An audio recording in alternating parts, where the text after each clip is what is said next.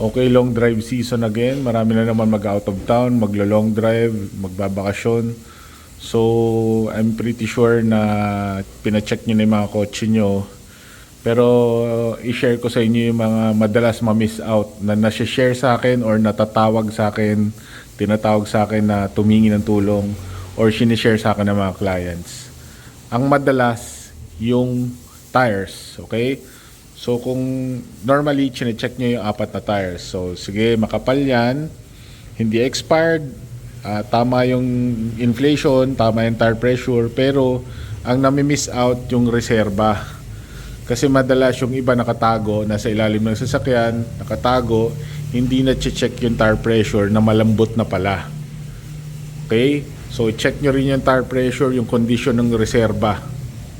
Tapos, isa pa about the tires is the lug nuts and the stock na reserve. Kasi kung naka mags aftermarket na mags ka, no, tapos aftermarket na lug nuts, merong key yun, may adapter yun, minsan hindi nila nadadala. Tapos yung cross wrench dapat dala nyo rin for the aftermarket na nuts. And kung ang reserba nyo i-stock pa, dapat dala nyo rin yung stock na nuts. Kasi baka hindi umubra yung nuts na aftermarket dun sa reserba nyo. So dalhin nyo rin yun. Pati dapat yung cross wrench nyo is for the stock and for the aftermarket. Yan. Madalas na miss out yan. Ano pa? Yung battery. So na-check nyo yung battery sa may engine. Okay siya, condition. Ang nami-miss out nyo is yung battery ng remote. So madalas din mangyari yan. Yung battery ng remote, bumili kayo ng spare, lagay nyo sa kotse, and make sure meron din kayong pang tanggal ng nut or pantanggal na screw or precision screw, pang bukas ng remote para pwede nyo mapalitan. So battery rin ng remotes nyo para hindi problema sa alarm and sa mga push start. Ano pa ba? Yung wipers, yan. Nasi-share din sa akin yan. Biyahe, biglang umulan. Sira pala yung wipers nila. Front and rear wipers, palitan nyo.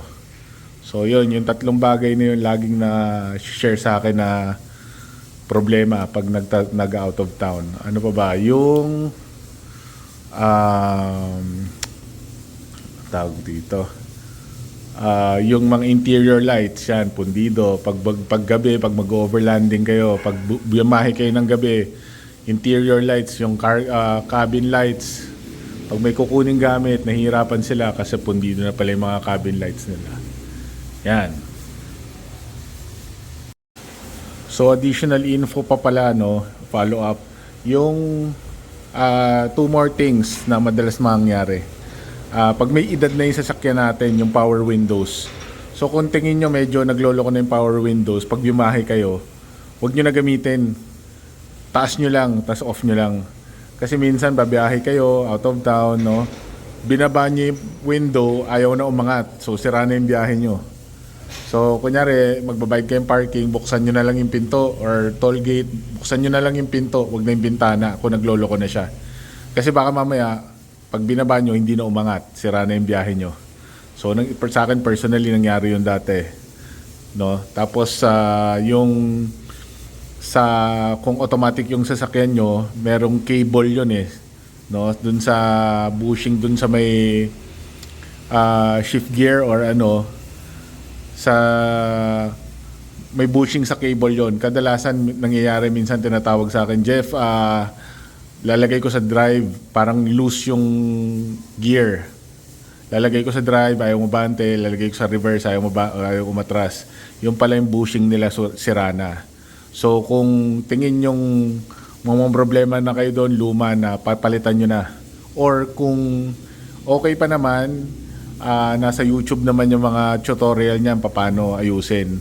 Magdala kayo ng spare or magdala kayo ng cable tie. Kasi yung cable tie pwede nyong gamitin para sa temporary fix nung problem na yon. So yon, yung sa bushing ng shifter cable and yung sa power windows. Yan. Tandaan nyo yun.